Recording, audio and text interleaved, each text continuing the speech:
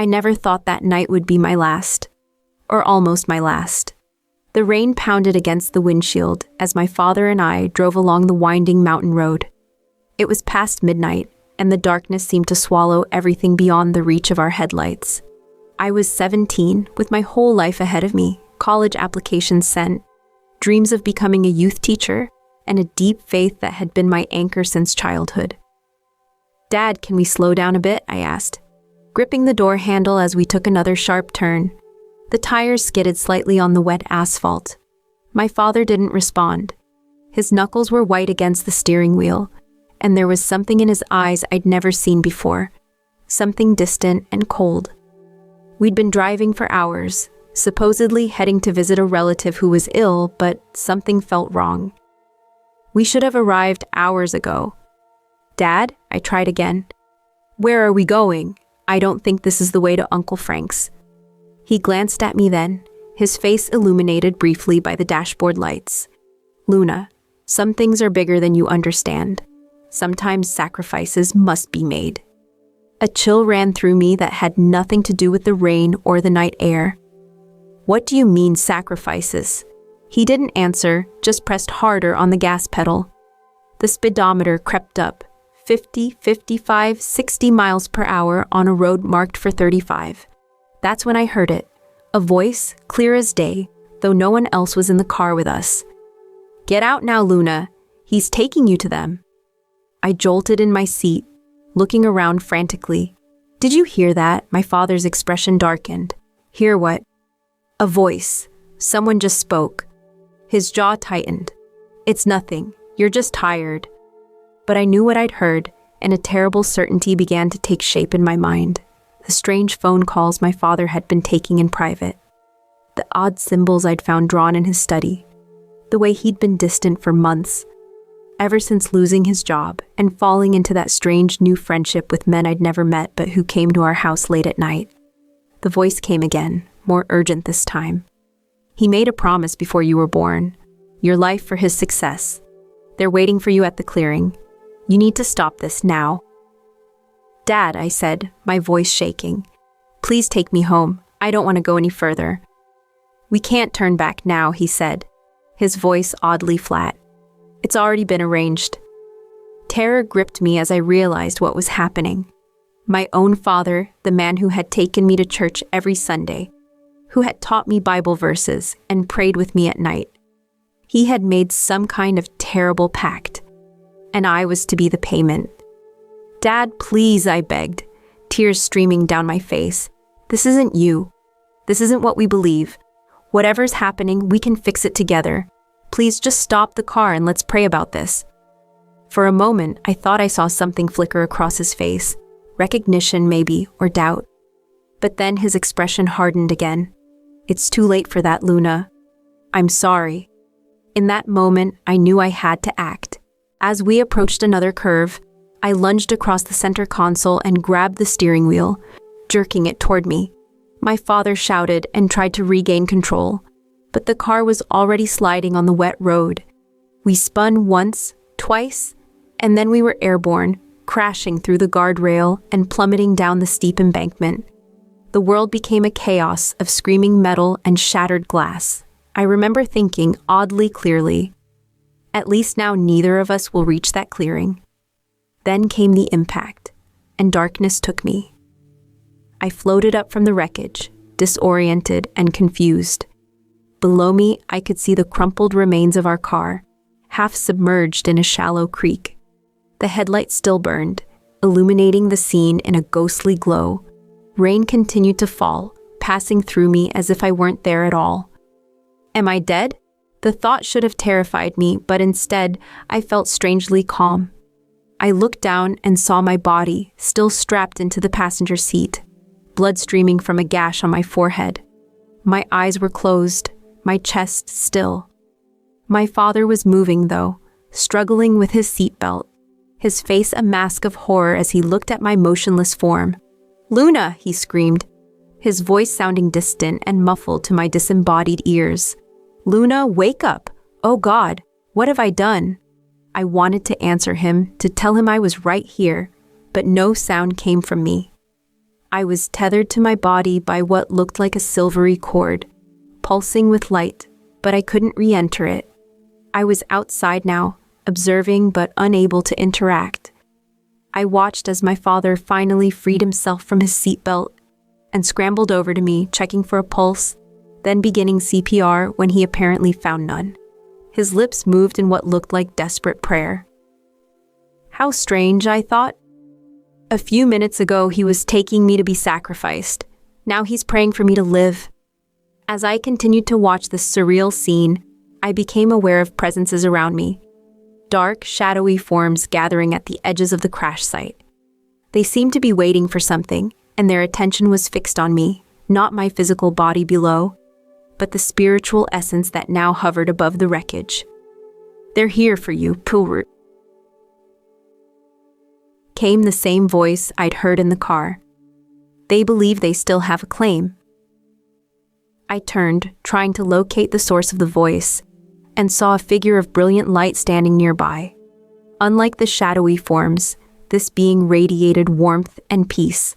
I couldn't make out any distinct features. The light was too intense, but I sensed this was a messenger, perhaps an angel. Who are they? I asked, somehow able to communicate, though I had no physical voice. Those who made the pact with your father. They cannot take you unless you go willingly, but they will try to deceive you. Below, my father continued his desperate attempts at resuscitation. I could see tears streaming down his face, mingling with the rain and blood. In that moment, I felt a surge of love and forgiveness toward him. Whatever terrible mistake he had made, he was my father, and I could see his regret was genuine. What happens now? I asked the being of light. That depends on you, Luna. Your body is badly injured, but not beyond repair. You can return to it, though the path back will not be easy. Or you can continue onward. Onward to where? To judgment, to truth, to seeing things as they truly are. I looked down once more at my broken body and my weeping father. Despite everything, I wasn't ready to leave him, or my mother, or my friends, or all the plans I'd made for my future.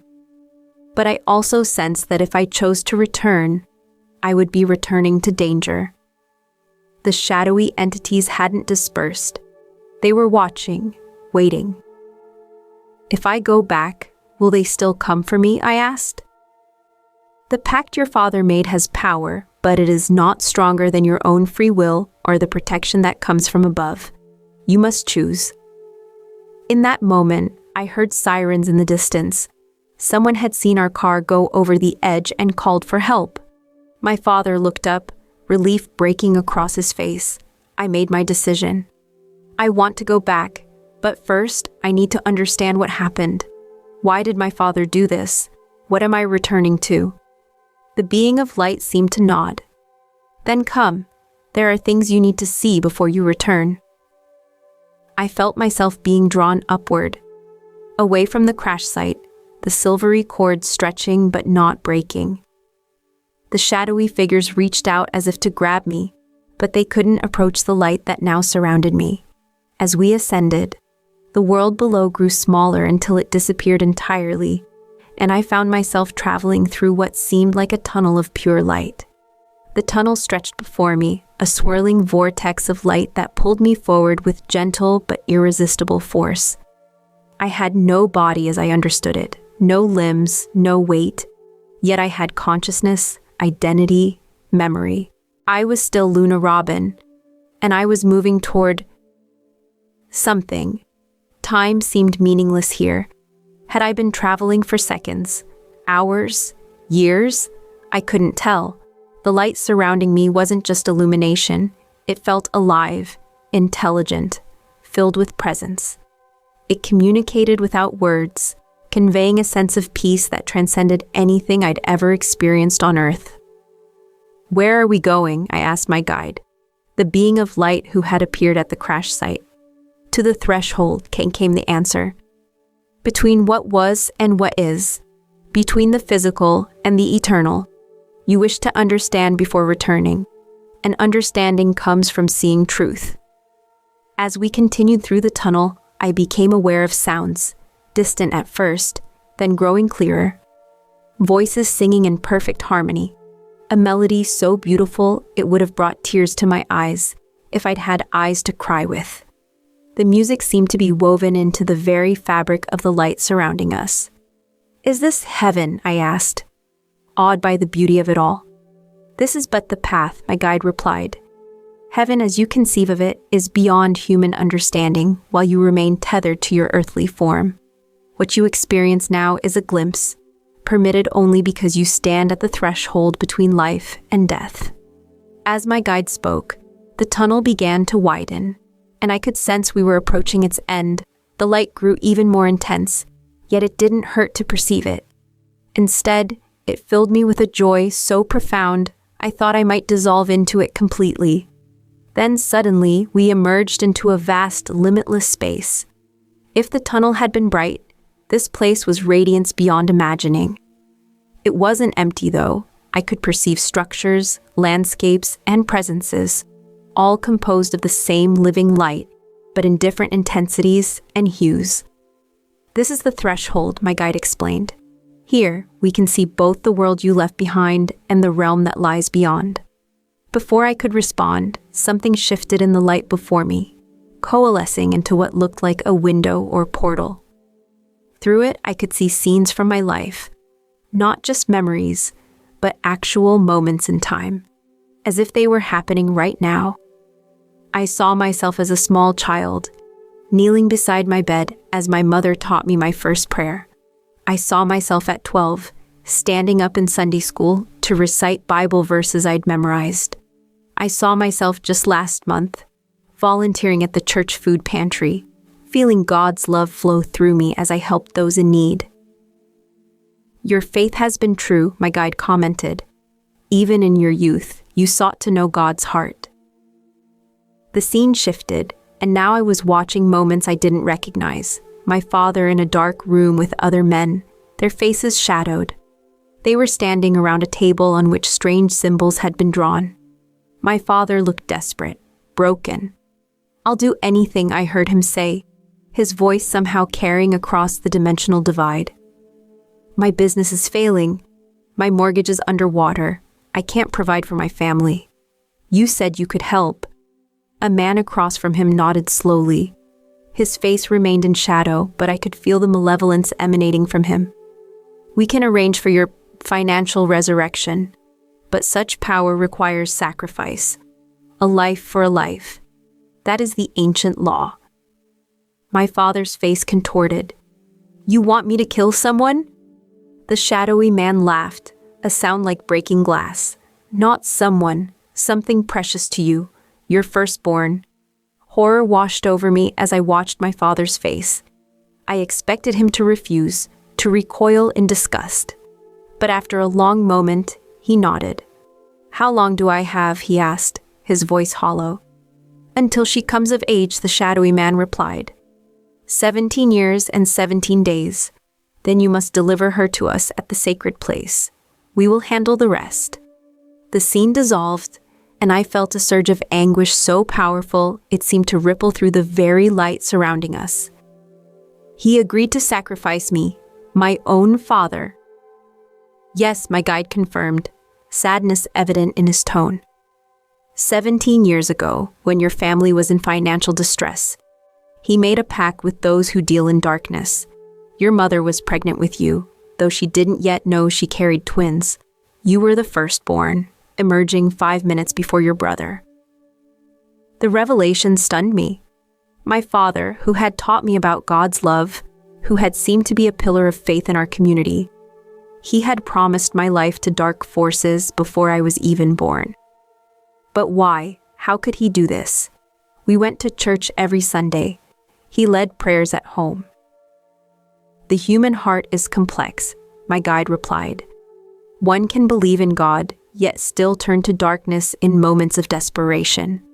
Your father's faith was real, but so was his pride. He couldn't bear the thought of failing as a provider, of seeing his family suffer. When conventional paths seemed closed to him, he sought other means. And the pact worked?" I asked, still struggling to process this betrayal. In a manner of speaking, within days of making the agreement, your father received an unexpected job offer. His career flourished. Your family never wanted for material things. But such prosperity came at a terrible price. Not just the promise of your life, but the slow corruption of his soul. The portal shifted again, showing my father in church, his face a mask of piety while his eyes remained distant, troubled. I saw him at home, looking at me with a mixture of love and terrible guilt. I saw him on his knees in his study late at night, begging God for forgiveness, while knowing he still planned to fulfill his dark promise. Did he ever try to break the pact? I asked. Many times, my guide confirmed. But fear held him captive. Those with whom he made the agreement threatened not just financial ruin, but spiritual destruction if he reneged. They claimed power over his soul, and in his fear, he believed them. And tonight, he was really taking me to be sacrificed? Yes, your 17th birthday was 17 days ago. The time had come for him to fulfill his part of the bargain. But even as he drove you to the appointed place, his heart was torn. Part of him hoped for a miracle, for divine intervention. Another part believed the lie that your sacrifice would somehow cleanse his sin. I tried to comprehend the enormity of it all, the years of deception, the terrible choice my father had made, the darkness that had slowly consumed him even as he maintained the appearance of faith. What about the voice I heard in the car? Was that you? No. My guide replied. That was the Holy Spirit speaking directly to your heart. God never abandoned you, Luna. Even in your father's darkest conspiracy, the light of divine love was working to protect you. The portal changed again, showing the moments just before the crash from a different perspective. I could see now what I couldn't see then, a spiritual battle taking place around our car. Dark entities clung to my father, whispering in his ear, strengthening his resolve. But other beings of light, angels, I realized, surrounded me, and it was through them that the warning voice had come. The accident, I said slowly, understanding dawning. It wasn't just me trying to stop him. It was divine intervention, my guide confirmed. Your action in grabbing the wheel was prompted by the Holy Spirit, but what followed was protected by God's hand. The crash was severe enough to prevent your father from completing his terrible mission, but not so severe as to take your life permanently. I felt overwhelmed by the weight of these revelations. My entire childhood, my relationship with my father, everything was cast in a new and terrible light. Yet strangely, alongside the hurt and betrayal, I felt compassion growing within me. I could see the full tapestry of my father's choices, the fear and desperation that had driven him, and the genuine remorse he felt even as he struggled against the darkness he had invited into his life. Show me more, I requested. I need to understand everything if I'm to go back.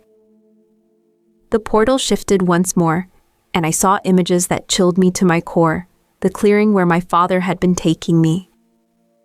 A circle of figures waited there, faces hidden beneath hoods, candles burning with unnatural flames that cast more shadows than light. In the center of their circle was a stone altar, ancient and stained with what could only be blood. These are the ones who made the pact with your father, my guide explained. They call themselves seekers of ancient wisdom, but they serve only darkness.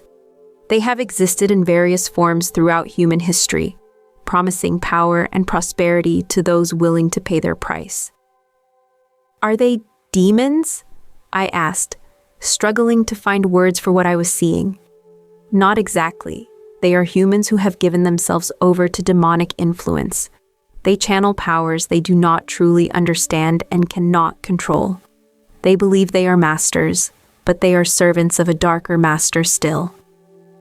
As I watched, the hooded figures became aware that something had gone wrong. Their ritual interrupted, their sacrifice missing, they fell into disarray. Some raged, others cowered in fear of unseen consequences. And then from their midst, a presence arose, a darkness deeper than the night around them, a void that seemed to consume light itself. "What is that?" I asked, recoiling even across the dimensional divide. "That is the power behind their works," my guide said gravely, "the entity to whom they have pledged themselves, and to whom they promised your life. It goes by many names throughout human history, but all are masks for the same darkness that opposes God's light." The dark presence seemed to look directly at the portal through which we watched, as if it could sense us observing. I felt a chill that transcended my non-physical state. "Can it see us?" I asked. "It senses the disturbance in its plans," my guide replied. "And it knows that you stand at the threshold, neither fully in the physical world nor fully beyond it. It cannot reach you here, protected as you are, but it will not surrender its claim easily." As if in response to those words, the dark presence began to change form, twisting and reshaping itself into something almost beautiful, a figure of shadowy majesty that radiated power and authority. "Luna Robin," it called, its voice somehow penetrating the barrier between dimensions. "The pact remains. Your father promised you to me. Your life is forfeit. Why fight what is already written? Come willingly, and I will grant you power beyond your imagining. Resist, and you will return to pain, to betrayal, to a father who sold your life for his own gain." I felt a pull toward the portal, as if the entity's words were hooks trying to draw me back toward the physical world. But not to my body, to the clearing, to the altar, to the sacrifice that still awaited. My guide moved between me and the portal. "It cannot compel you," he reminded me. "No pact made by another can bind your soul against your will. Your father's agreement has no power over you unless you accept it." The dark entity's voice grew louder, more insistent. "Your father betrayed you. Your faith failed to protect you. What kind of God allows such things? Come to me instead. I will never abandon you as he did." I faltered for a moment, the pain of my father's betrayal fresh and raw. But then I remembered all I had seen, the angels surrounding me in the car, the divine hand guiding even the crash itself, the voice of warning that had given me the chance to act. God didn't abandon me, I realized aloud. He's been protecting me all along, even from my own father's actions. The moment I spoke those words, the portal showing the clearing and the dark entity shimmered and began to close. The voice of the entity rose in fury, but it grew fainter as the portal shrank to a point of light and then vanished entirely. "You have rejected its claim," my guide said, approval evident in his tone. "But your journey is not yet complete. There is more you must see before you decide whether to return." The light around us shifted again, and a new portal opened. Through it, I saw my body being loaded into an ambulance. Paramedics worked frantically, attaching monitors, inserting IV lines, placing an oxygen mask over my face.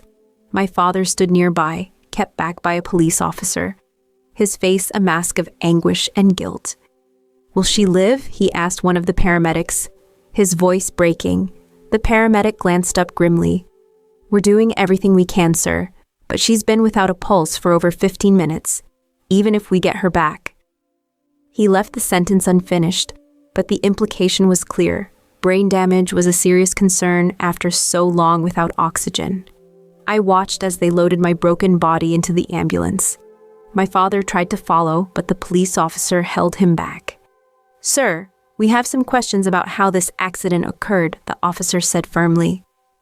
"Witnesses report your vehicle was traveling at high speed before it went over the embankment."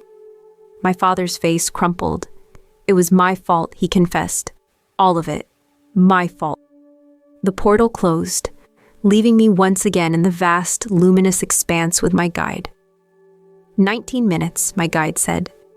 "That is how long your body has been without life. The paramedics will restart your heart. But whether your spirit returns to inhabit that body is your choice to make."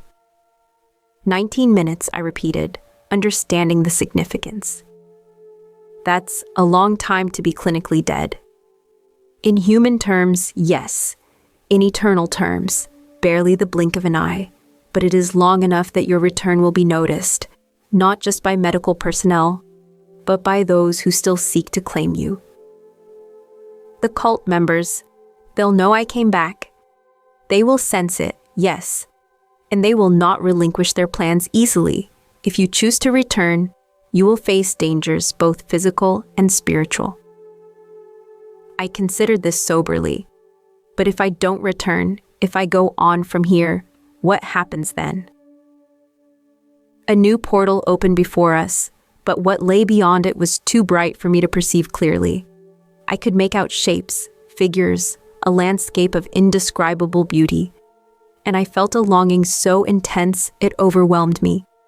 That is not for you to see fully yet, my guide said gently, but it awaits you, whether now or at the appointed time of your natural death. And my father? What happens to him if I don't go back? The guide was silent for a moment. His path would be difficult. The guilt of what he has done, what he almost did, would consume him. Without the opportunity for redemption that your return would provide, his soul would remain in terrible danger. I thought about my father, the man who had read Bible stories to me as a child, who had taught me to pray, who had shown me what faith looked like in action. I thought about the desperate man he had become, making a terrible bargain out of fear and pride. And I thought about the broken man I had just seen, confessing his fault to the police officer, destroyed by the consequences of his actions. He needs a chance to make amends, I said finally. And I need to forgive him, not just for his sake, but for mine. Then you have made your decision, my guide asked. Not quite yet. There's still something I don't understand. Why show me all this? Why let me see the truth about my father, about the pact, about what was supposed to happen tonight? Because knowledge is protection, my guide replied. If you return without understanding what you face, you will be vulnerable to the same darkness that ensnared your father. But armed with truth, you can break the cycle. You can bring light where there has been shadow. I considered this, feeling the weight of responsibility settling upon me. This wasn't just about my life anymore. It was about something larger, a battle between forces I was only beginning to comprehend. Will I remember all this if I go back? I asked. Not every detail, my guide admitted. The human mind cannot fully retain the experiences of the soul beyond the body, but you will remember enough, the essential truths, the understanding you have gained. And most importantly, you will remember that you have been shown the reality that exists beyond the physical world. And will I be alone in fighting this darkness? Never alone, my guide assured me. The same protection that has been with you all your life will continue, but now you will be aware of it, able to call upon it consciously. I gazed once more at the portal, showing my lifeless body in the ambulance, the paramedics working desperately to revive me. I thought about my mother, who knew nothing of the terrible pact my father had made. I thought about my twin brother, who might have been the sacrifice had he been born first. I thought about all the plans I had made for my future, all the people I hoped to help through ministry. I'm going back, I said firmly. There's still work for me to do. My guide seemed to nod in approval. Then it is time, but before you return, there is one more thing you must see, the source of all light, all love, all truth. The space around us changed, the countless portals disappearing, the very fabric of this transitional realm seeming to part like a curtain. And beyond it, words fail to describe what I perceived in that moment. It was not a figure or a form, as I understood such things. It was presence, pure, absolute, all-encompassing presence. It was love so intense that it seemed it would unmake me, then remake me anew. It was truth so fundamental that all other truths were merely shadows cast by its light. I understood in that moment that I was in the presence of God, not as an abstract concept or a theological principle, but as the living reality from which all existence flows. and I understood that this presence had been with me all along, from my first breath, through every moment of my life, even in the car as my father drove me toward what should have been my death. No words were exchanged, none were needed. In that timeless instant of connection, I received both blessing and commission. I was known, fully and completely known, with all my flaws and fears and failings. And I was loved, not despite those things, but with them as part of the complete person I was created to be. Then the curtain closed. The presence receded, though I understood it had not actually moved. I had. And I was once again with my guide at the threshold. "It is time," he said simply. "Will I see you again?" I asked. "I am always nearer than you think," was the cryptic reply. "Now, return to your purpose, Luna Robin. Return with the light you have been given." The transition realm began to fade around me. The tunnel of light appeared once more, but now I was traveling through it in reverse, moving back toward the physical world. The silvery cord that still connected me to my body began to contract, pulling me faster and faster. The last thing I heard before the tunnel collapsed around me was my guide's voice. "Remember, the darkness has no claim on you. You belong to the light." Then came a jolt of pain so intense it seemed to shatter my consciousness into a million pieces. Pain. That was my first sensation upon returning to my body. Searing, overwhelming pain that seemed to consume my entire being. After the peace and beauty of the transitional realm, the harsh reality of my damaged physical form was almost unbearable. I heard voices, urgent and professional. "We've got a pulse. BP's coming up, 70-40. Pupils reactive. GCS still 3 inches. She's been down 19 minutes. Prep for therapeutic hypothermia when we get to the hospital." I tried to speak, to move, to give some sign that I was present, but my body refused to respond.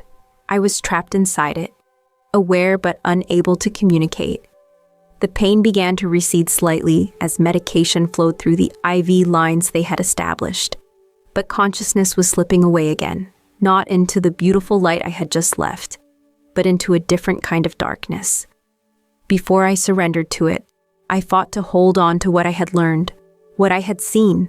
My father's betrayal, the cult waiting in the clearing, the dark entity claiming my life, the divine protection that had been with me all along, the indescribable presence of God. I wanted to ask about my father, but couldn't form the words. As if reading my thoughts, my mother's expression darkened. "Your father is with the police," she said, her voice tight with emotion. "He's told them things, Luna. Terrible things. I don't understand all of it yet, but he's confessed to being involved with some kind of cult. He says he was taking you to them when the accident happened." The nurse arrived then, interrupting what promised to be a difficult conversation. She checked my vital signs, asked me simple questions to assess my neurological status, and seemed pleasantly surprised by my responses. "You're doing remarkably well for someone who was clinically dead for 19 minutes, she commented, making notes in my chart. "The doctors will want to run more tests, but this is very encouraging." The months following my near-death experience were a time of healing, not just for my body, which recovered more rapidly than medical professionals had predicted, but for my soul. My father was arrested for attempted kidnapping and conspiracy charges related to the cult, but I surprised everyone by visiting him in jail regularly. In our tear-filled conversations, I told him what I had seen beyond the veil, and how despite his terrible betrayal, I had chosen to return partly for his redemption. At first, he couldn't believe my forgiveness was real, but gradually I watched as the darkness that had gripped him for 17 years began to loosen its hold. The cult didn't disappear, though. They made attempts to reach me, strange symbols left on our doorstep, shadowy figures following me between classes when I finally returned to school, whispered threats that I would fulfill the bargain, one way or another, but I was no longer afraid. The knowledge I had brought back from the threshold gave me strength, and I found myself able to sense the spiritual battle around me in ways I never could before. When dark presences approached, I felt a warning prickle at the base of my neck. When divine protection surrounded me, I perceived it as a subtle glow at the edges of my vision. My mother thought the accident had given me strange new intuitions. Only my twin brother seemed to truly understand that I had returned fundamentally changed. My father's trial became a media sensation when he publicly detailed the cult's activities, leading to arrests across 3 states and the discovery of evidence linking the group to several unsolved disappearances. Throughout the proceedings, I sat in the courtroom, a living testimony to what might have been another tragedy in their long history. The lead prosecutor called me the sacrifice who lived, a nickname that made me uncomfortable but seemed to resonate with the public. My father received a reduced sentence in exchange for his cooperation, and as he was led away to begin his 5-year term, our eyes met across the courtroom. In that moment, I saw something I feared I might never see again, the loving father I remembered from childhood, freed from the shadow that had consumed him.